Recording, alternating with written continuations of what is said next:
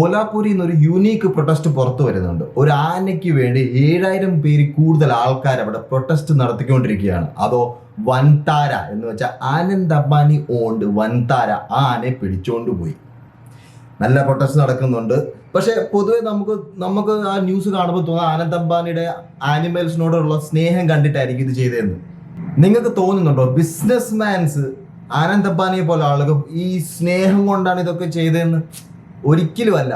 There is something called carbon credit exchange. Suppose ലിമിറ്റിൽ കൂടുതൽ ഒരു കമ്പനി കാർബൺ എമിറ്റ് ചെയ്ത് കഴിഞ്ഞാൽ അവർക്ക് പെനാൽറ്റി ആണ്.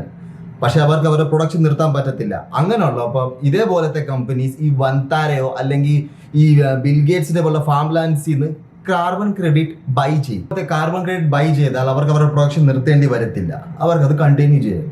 ഇത് തന്നെയാണ് കാരണം. അപ്പൊ പറയും വൻതാരയിൽ ഇത്രയും എൻഡേഞ്ചേർഡ് സ്പീസീസും പല ആനിമൽസും ഒക്കെ ഉണ്ടല്ലോ, എലിഫന്റ്സ് ആൻഡ് ടൈഗേഴ്സ് ഒക്കെ ഉണ്ടല്ലോ, അതെന്തും കൊണ്ടാണെന്ന് പറയാം. That is called biotech gold എന്ന് വെച്ച് കഴിഞ്ഞാൽ അതിനകത്തുണ്ട് ജെനറ്റിക് ഡേറ്റ.